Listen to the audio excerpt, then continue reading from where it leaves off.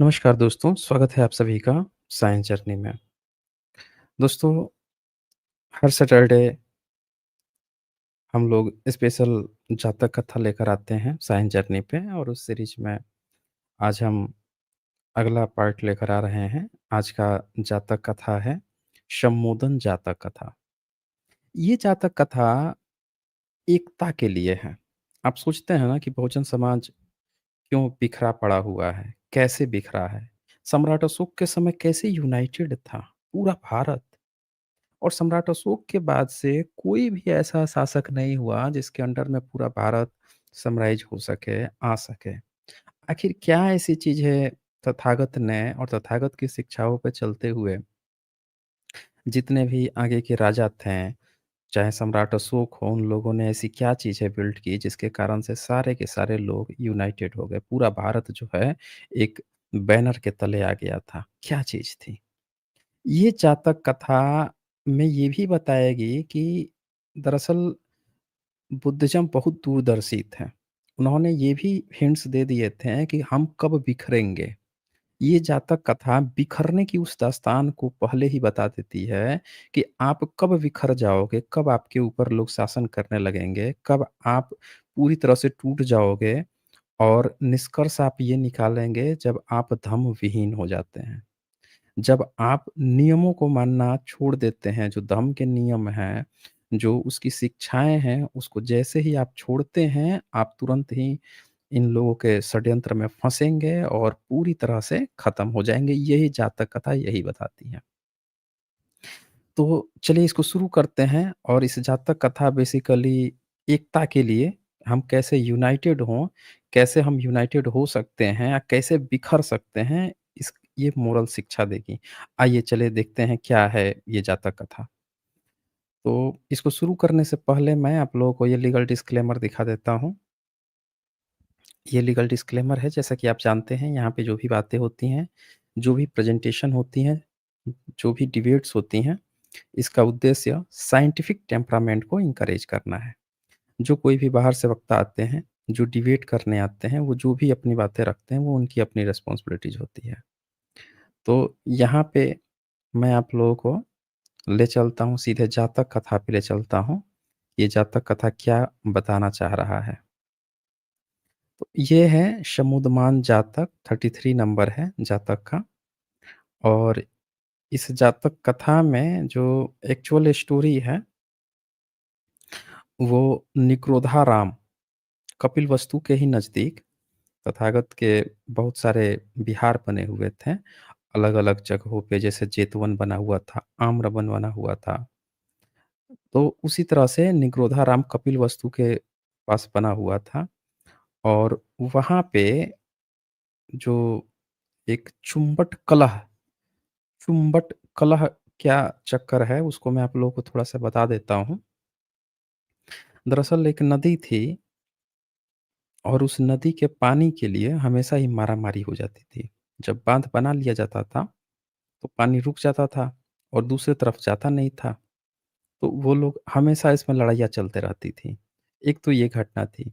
दूसरी घटना क्या होती थी कि वो जो नदी है, तो नदी के एक तरफ से जाते थे शाक्य लोग पानी भरने के लिए और दूसरे तरफ से कोलीय लोग आते थे पानी भरने के लिए और शाक्यों कोलियों का आपस में शादी-विवाह चलता था।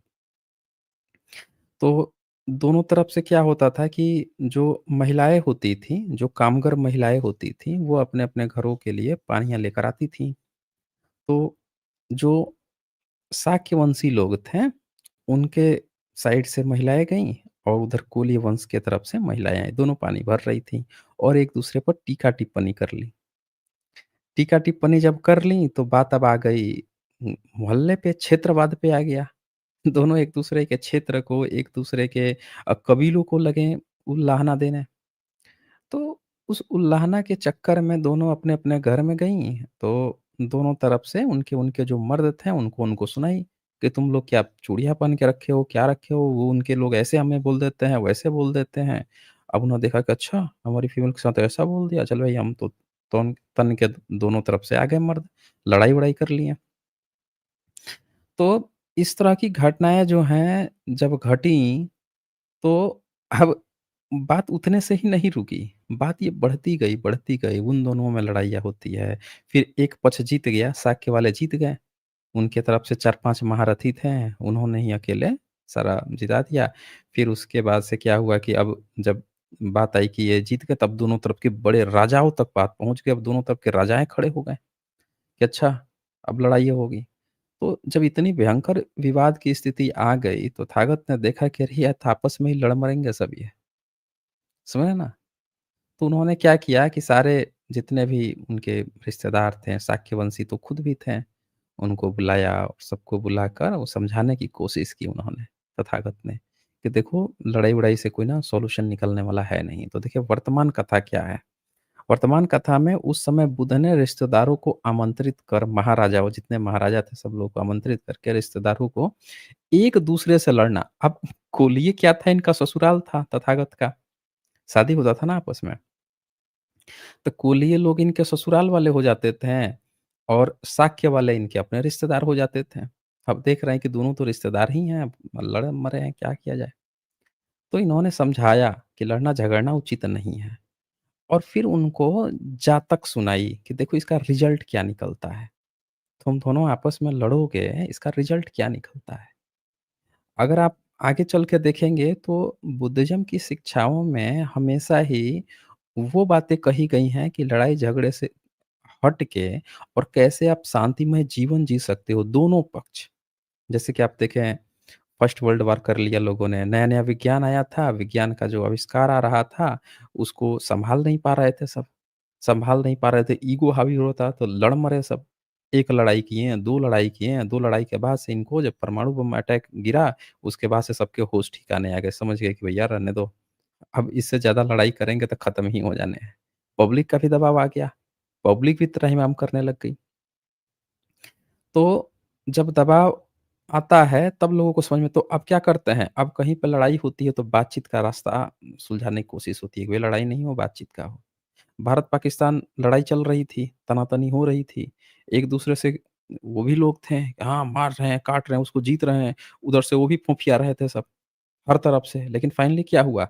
बीच में शांति का रास्ता करके दोनों तरफ से शांति हुई, ट्रेडिंग वगैरह रुक गई थी।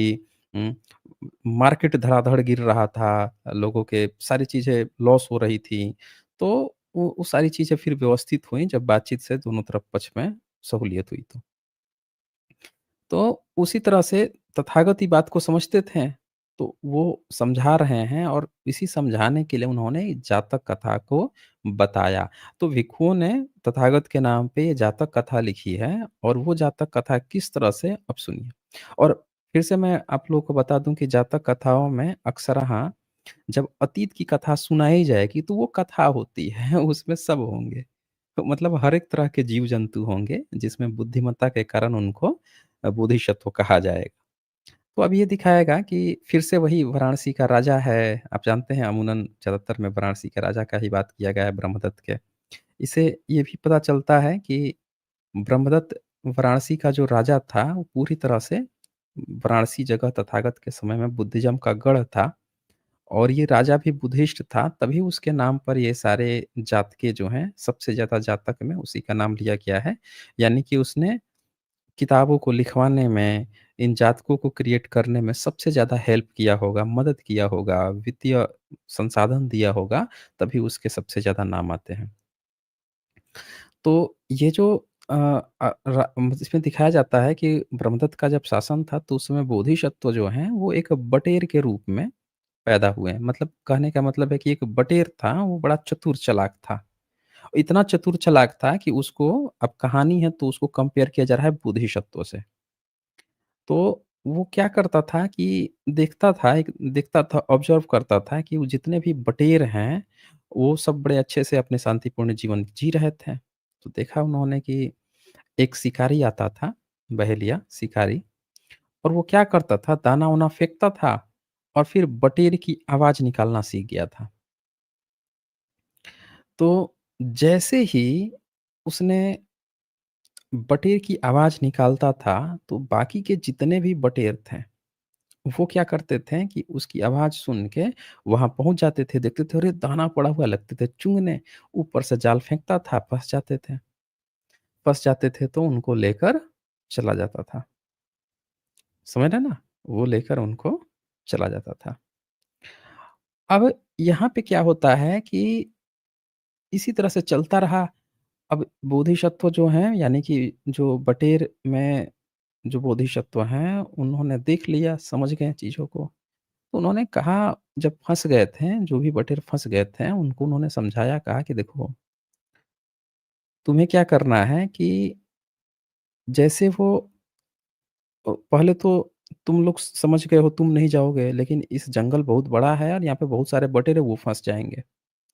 तो एक काम करना है कि जब तुम फँसो ना तो उस जाल को ऊपर उड़ा के ले चलो। फँस ही गए हो तो उसको क्या करो, सब जोड़ लगाओ, एक साथ सब जोड़ लगाओ और वो जाल ऊपर चला जाएगा।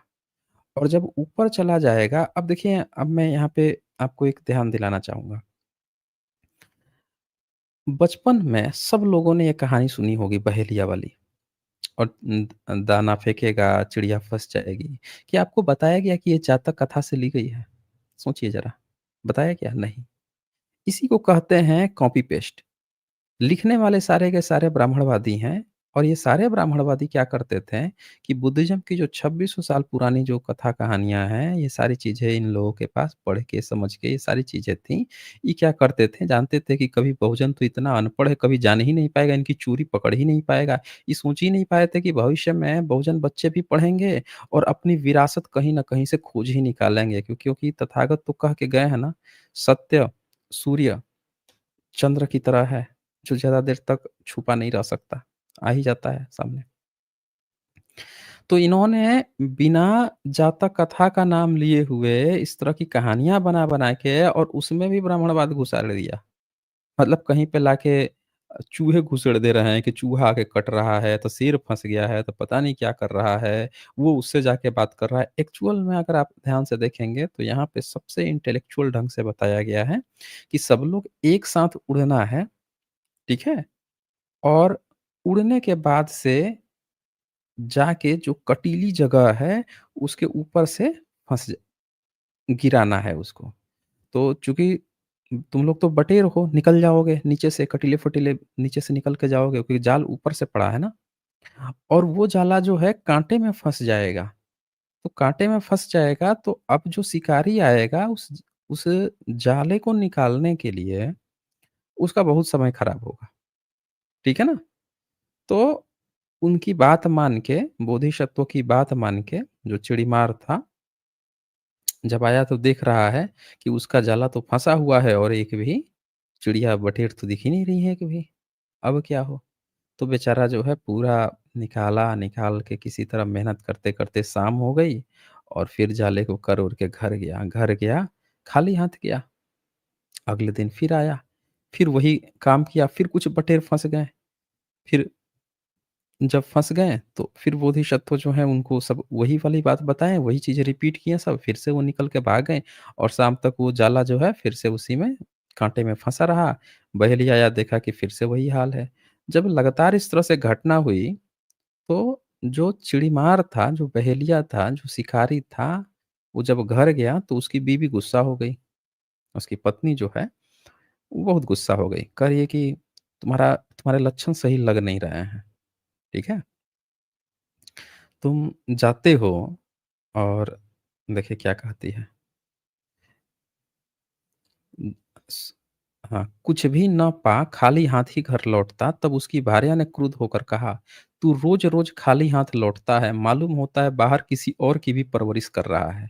मतलब उस पर ताना मारने लगी कि तेरा बाहर कोई चक्कर-वक्कर तो नहीं चल रहा? हुँ? लग रहा है तू किसी और की परवरिश कर रहा है क्योंकि चिड़िया पकड़ता होगा, बेच-बाच के कहीं और पैसा तू दे के किसी और को पाल-पोस तो नहीं रहा तू? तो वो कहता है, चिड़मार कहता है कि नहीं भद्रे, मुझे किसी और को पालना-पोसना नहीं है। केवल ये जो बटेर हैं ना, ये बटेर दिमाग लगा जा रहे हैं। ये सारे के सारे एक मत होके चूंधते हैं और मेरा जो जाल है उसमें फँस तो जाते हैं, लेकिन एक साथ ये कुछ ले जाके उड़ा-उड़ा के कुछ तो करते हैं, जाके वो फँसा देते हैं, अब निकल के भाग जाते हैं सब।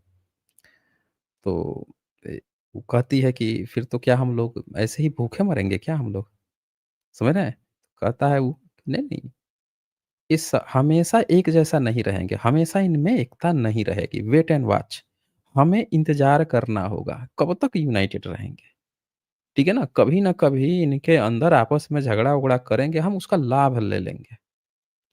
आप समझिए कि इसमें कितना गूढ़ बात लिखा गया है। ये पहले से जात के बताई गई थी पूरे भारतीयों को और हमने जैसे ही अपनी जातक कथाएँ खोई हैं, अपनी शिक्षाएँ जो बुद्धिज़्म शिक्षा देना चाहता था, उसको जैसे ही खोया अलग-अलग छोटे-छोटे कस्बे भर के राजा बन गए। अलग-अलग जो है क्षेत्रवाद फैलाने लगे, भाषावाद फैलाने लगे। हम बँट गए, अब बँट गए तो हम बड़े आसानी से कट गए। समझ रहे हैं ना?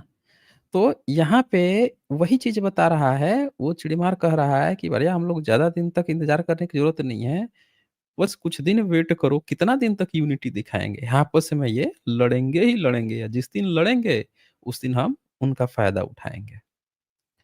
तो कहता है लेकिन वो सदैव एक मत होकर नहीं रहेंगे, तू चिंता मत कर। जिस समय वह विवाद में पड़ेंगे, उस समय उन सबको लेकर तुझे हँसाता हुआ घर लौटूँगा। कह भार्या को ये गाथा कही। तो अब आप खुद सोचिए बहुजनों जब आपस में आप लड़ रहे हैं तो आपका फ़ायदा कौन उठा रहा है? हम सबका फ़ायदा किसने-किसने नहीं उठाया, हैं? मोहम्मद बिन कासिम आया तो चुनमंगे जो हैं पहुँच गए उसके दरबार में।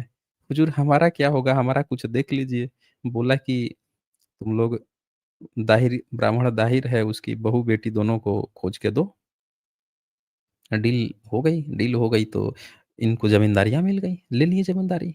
तो जैसे बँट गए, हम सब कट गए, आके लगे फरमान जारी करने कि भैया देखो तुम लोग शस्त्र मत उठाओ, नया राजा बड़ा अच्छा है। ये सब चचनामा में लिखा हुआ है। तो हम वहाँ जैसे ही बँटते हैं, वैसे ही हम कट लिए। फिर क्या हुआ? उसके बाद से 12वीं सदी में खिलजी आया और उ तुगलक अभी सोचिए 60-70 साल बीते नहीं कि जो गियासुद्दीन बलबन है, उसको विष्णु से भी बड़ा अवतार घोषित कर दिया इन्होंने। लिखा हुआ इंस्क्रिप्शन मिल गया पावल बावली में, हुँ, पालम बावली में।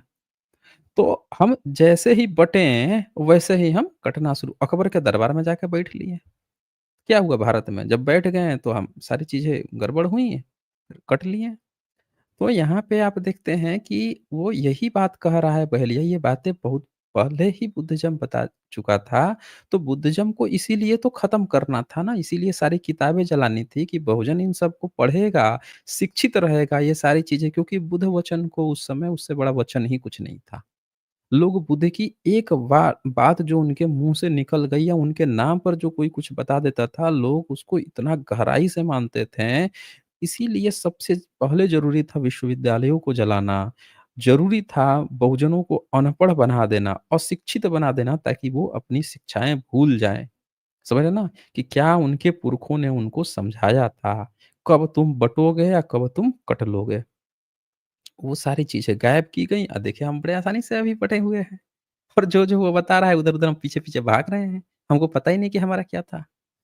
तो ये यहाँ पे क्या कहता है शम्मुदमाना, ठीक है? गच्छति जालमादाय पक्खिनो यदा ते विवदि असन्ति तथा एहिन्ति में वश। अभी पंछी एक राय होने के कारण जाल को लेकर उड़ जाते हैं, लेकिन जब वह विवाद करेंगे तभी वह मेरे वश में आ जाएँगे। यानी कि जिस दिन आप में विवाद हुआ उस दिन आपका कटना ही तय है, आपका कोई न कोई फ़ायदा उठा लेगा। तो ये कहते हैं आगे इसी को एलोबरेट करके आगे लिखा गया है यदा ते विसन्ति यानी जिस समय वह बटेर नाना मत के नाना प्रकार की राय के होकर विवाद करेंगे, कलह करेंगे, तथा एहिन्ति में वश उस समय वह सभी मेरे वश में आ जाएँगे और मैं उन्हें लेकर तुझे हँसाता हुआ आऊँगा, कह भार्या को आश्वासन दिया। अब ये जैसे बातें आईं इसके बाद से आप देखिए कुछ ही दिन बाद चुगने की भूमि यानी जहाँ पे वो जाल बिछाता था, पहले दाना फेंकता था और आवाज़ निकालता था बटेर की तरह, वही गोचर भूमि जो है चुगने की भूमि, वहाँ पर उतरता हुआ एक बटेर जो है बहुत सारे बटेर उतर के खा रहे थे तो एक बटेर जो है आया और एक बटेर के ऊपर से क्रॉस कर गया। अब जो भला जो बटेर था उसके ऊपर से जब वो क्रॉस किया, तो पहले वाले बटेर का ईगो हर्ट हो गया। बड़े-बुजुर्ग सब समझा के गए थे, बेटा लड़ना नहीं आपस में, कुछ भी हो जाए अपने ईगो को साइड में लगा देना अपने लोगों के लिए। ईगो हर्ट हो गया भाई। हुँ, ईगो हर्ट हो गया। भाड़ में जाए शिक्षाएँ, हम तो आपस में लड़ेंगे, भले ही मर जाएँगे, कट जाएँगे, तीसरा आके हमारी बोटी-बोटी नोच खाएगा, तीसरे से हम मर जाएँगे, तीसरे से मरवा लेंगे, लेकिन आपस में तो लड़ के रहेंगे। समझ रहे हैं ना? आपस में लड़-कट के मरेंगे। तो ये ईगो हर्ट हो गया। ईगो हर्ट हुआ तो जो लंघ गया था गलती से उसने कहा कि उसने पहले चिल्ला के कहा, "मेरे सिर पर से कौन लाँघा?" तो जो लांघ के गया था वो बोला, "मैं गलती से लांघ गया। क्रुद्ध मत हो, क्रोधित मत हो।" और जैसे कहा ना क्रोधित मत हो, वो पहला वाला और बौरा किया? तेरी इतनी हिम्मत! मेरे सर के ऊपर से तू लांघ के चला गया? लगा वो बौराने लग गया। तो बार-बार बोलते हुए अब जब बार-बार बौराया तो ये भी चढ़ गया, शिक्षाएँ भूल गए, क्या समझा के गए थे। अब जब दोनों एक-दूसरे से लड़ना शुरू कर दिए, तो जो इसके साथी थे वो इसके पक्ष में आ गए और जो उसके साथी थे उसके पक्ष में आ गए। अब लगे ताला मार रहे हैं, तू ही क्या जाल उठाता है क्या? वो बोल रहा था तू जाल अकेले उठा लेता है? वो कह रहा था उठा मैं देखता हूँ इस बार कौन उठाता है जाला। वो कह रहा था तू उठा के दिख ले। अब लड़ लिए आपस में। तो जैसे ये लड़ लिए, क्या हुआ कि बहेलिया ने उधर से जाल फेंका और जाल फेंका तो जब ये फँस ही गए थे उसमें और उनके फँसने से पहले बोधिसत्व जब देखें कि भैया ये तो आपस में विवाद कर लिए हैं। इनको हमने शिक्षा दी थी बचने के लिए और ये तो आपस में ही लड़ लिए, अब क्या होगा? तो उन्हें विवाद करते देख बोधिसत्व जो बटेर थे, उन्होंने सोचा विवाद करने वालों का कुशल नहीं। जो आपस में विवाद कर ले, उसका कभी कुशल हो ही नहीं सकता। जितने बहुजन के घर परिवार हैं, क्या आप बड़े हो जाते हैं, प्रॉपर्टी का बँटवारा करते हैं, आपस में आप लड़ मरते हैं, आपका कभी कुशल नहीं हो सकता। क्या आप अपने ही पड़ोसियों से लड़ते रहते हैं? क्या आप अपने घर में ही लड़ते रहते हैं? आपका कभी कुशल हो ही नहीं सकता। ईगो लगाइए साइड लाइन में, पहले लाइए यूनिटी। 19-20 हो सकता है, लेकिन धम्म की विचारधारा में आएँगे तो कभी 19-20 भी नहीं होने की ज़रूरत पड़ेगी। पहले आप वाली हाल हो जाएगी और अ, आपस में आप लड़ते हैं तो वही चीज़ यहाँ पे बताई गई है कि हम लड़ते रह गए तीसरा विदेशी आके हम पर शासन करने लगा, अभी भी कर रहा है। तो बोलते हैं विवाद करने वालों का कुशल नहीं, अब यह जाल न उठाएँगे और महान विनाश को प्राप्त होंगे। तभी वो बोल देते हैं कि अब तो ये जाल फँसे हुए हैं, मर रहे हैं, लेकिन दोनों में से कोई जो है नहीं उठाएगा। ठीक है? मर जाएँगे, तीसरा आके भैया राज कर ले, लेकिन एक-दूसरे का अब ये भला नहीं करेंगे, आपस में एक-दूसरे को मार देंगे, खुद मर लेंगे ये। वो जान गए तथागत। मतलब तथागत नहीं बोधिसत्व जो बटेर हैं उनमें वो। तो कहते हैं अब मैं यहाँ पे नहीं रह सकता, तो वो वहाँ से चिड़ीमार को अवसर भी मिल गया और ये बोधिसत्व बोल रहे हैं अब मैं यहाँ नहीं रह सकता। तो वो उनके साथ उनके जितने भी फॉलोवर थे, जो भी उनको चाहने वाले बोले कि अब यहाँ नहीं हो सकता, ये आपस में ही सब इन सब का विनाश आ गया है। जैसे मैंने घत जातक कथा बताया था कि कैसे घत जातक कथा में वासुदेव और उसके 10 भाई जो हैं सत्ता पा लेते हैं। फिर उनके जो बाल-बच्चे होते हैं, वो कैसे जाके आपस में ही लड़ने लगते हैं और जो व्यास मुनि होते हैं, बोधिसत्व व्यास, व्यास आपने नाम सुना होगा महाभारत का लेखक, लेकिन घत जातक कथा में व्यास एक मुनि है, भिक्षु है और वासुदेव जो है वो एक तरह से राजा है। तो उसके जितने भाई हैं, उ तक तो काम चलता था ठीक है। उसमें से एक चतुर चालाक रहता है जो उसको उपदेश भी देता है, जिसको कि गीता की तरह आप बाद में कॉपी ये लोग कर लिए हैं, बना लिए गीता टाइप से। तो उनके लेकिन बच्चे जो होते हैं, वो आपस में ही लड़ मरते हैं, पूरा खानदान ही आपस में खत्म कर लेते हैं। तो घत जातक कथा में वासुदेव के परिवार का इस तरह से खात्मा होता है और यहाँ पे भी आप देख लीजिए कि वो आपस में विवाद कर लेते हैं। समुद्र किनारे खेलते-कूदते आपस में विवाद कर लेते हैं, क्योंकि उन्होंने मुनि का बहुत बुरी तरह से उनकी हत्या कर दी थी मुनि का और उसी का उन पर वो पड़ गया था। उस काम का असर पड़ गया था कि तुम लोगों को अच्छा और इंटेलेक्चुअल व्यक्ति नहीं समझ में आता है, तो तुम सब आपस में ही लड़ के मर जाओगे। ठीक है ना? जिस भी व्यक्ति को जब ये समझ में नहीं आने लगे कि कौन अच्छा है, कौन बुरा है, तो फिर वो लोग खत्म ही हो जाते हैं। इसीलिए भारत में हम कब गुलाम हुए? जब पहले हमारे इंटेलेक्चुअल्स को खत्म किया गया। पहले नालंदा को जलाया गया, वहाँ के जितने प्रोफ़ेसर भिक्षु लोग थे उनको गायब किया गया, मारा गया, खत्म किया गया और देन फिर बहुजन बड़े आसानी से हो गए हैं। तो इसीलिए आपको ये बात समझनी पड़ेगी दोस्तों कि अगर आपस में आप जिस दिन विवाद शुरू कर देते हैं या किए हुए हैं, खात्मा नहीं कर रहे हैं, यानी कि आप पूरी तरह से उनके पक्ष में हैं, वो यही तो चाहते हैं कि हम लड़ते रहें। तो अभी देखिए चिड़ीमार क्या होता है, इसको मौका मिल गया, चिड़ीमार ने भी कुछ दिन बाद आप बटेरों की बोली बोल उनको एकत्र करने पर जाल फेंका और तब एक बटेर ने दूसरे से कहा, "जाल ही उठाते-उठाते तेरे सिर पे बाल गिर पड़े हैं।" तो कह रहा है, "तो तेरे पंख की पंखुड़ियाँ गिर पड़ी, ले अब उठा।" आपस में लड़ लिए, मैं ना उठा रहा और नहीं उठाए, बड़े आसानी से बहेलिया आया, दोनों को पकड़ के ले गया।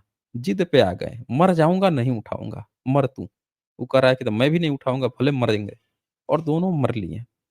तो इस तरह से आप यहाँ पे देख सकते हैं दोस्तों कि सो उनके तू उठा विवाद करते-करते चिड़ीमार जाल को उठा, उन सबको एकत्रित कर पेटी भर भारिया को प्रसन्न करता हुआ घर लौटा। इसी तरह से भारत के जो इंटेलेक्चुअल लोग थे, वो भी नालंदा में जब देखा कि इस तरह से तबाही हो रही है, तो सब लोग शिफ्ट होके तिब्बत को चले गए थे। नेपाल होते हुए तिब्बत शिफ्ट कर गए थे। यहाँ भी ये चीज़ आप देख सकते हैं, बोधिसत्व जब देखते हैं, अब इन सब का कुछ नहीं होता, तो ये भी अपने परिषदों के साथ चले जाते हैं। तो कुल मिला के आप देखते हैं दोस्तों कि अगर आप में यूनिटी नहीं है, आप अगर आपस में लड़ रहे हैं, तो फिर आपका खात्मा होना तय है। कोई हर व्यक्ति तैयार बैठा हुआ है आपको यूज़ करने के लिए। तो इस तरह से हे महाराजाओं, अब ये जो राजा आपस में लड़ने के लिए बैठे हुए थे, इनको तथागत समझा रहे हैं कि देखो, तुम लोग सामने-सामने सेना लेके खड़े हो, आपस में लड़ोगे तो लड़ोगे तो ये घर गृहयुद्ध होगा। इन लोगों ने महाभारत में गृहयुद्ध कराया। जबकि बुद्धिज़्म में क्या बताया जा रहा है कि तुम लोग आपस में लड़ोगे और एक-दूसरे को मारोगे, दोनों कमज़ोर हो जाओगे, तो बाहर के जो शासक हैं वो आके दोनों जगहों पे कब्ज़ा कर लेंगे। तो इसीलिए लड़ाई-झगड़ा ठीक नहीं है। आपस में यूनिटी बना के रहो, कलह विनाश का ही कारण होता है। ये धर्म देश ना लाकर मेल मिलाकर जातक का सारांश निकाल दिखाया। उस समय का मूर्ख ये जो अपंडित उस समय का जो मूर्ख था, बटेर था, जो आपस में लड़ रहे थे, वो कह रहे कि वो देवदत्त था और पंडित बटेर यानी कि जो बोधिसत्व वो तो मैं ही था। ये मतलब कहानियाँ लास्ट में जोड़ दी जाती हैं ताकि लोगों में विश्वसनीयता बनी रहे। तो ये दोस्तों ये जातक कथा थी और अब मैं आप लोगों को लिंक दे देता हूँ अगर किसी को अपनी बात कहनी है क्योंकि आज छोटा सेशन होता है तो हम इसमें इसको 1 घंटे से ज़्यादा नहीं ले जाते हैं और ये मैं लिंक प्रोवाइड कर दे रहा हूँ। इसको मैं पिन भी कर देता हूँ, जिनको भी अपनी बात रखनी है, वो अपनी बात रख सकते हैं।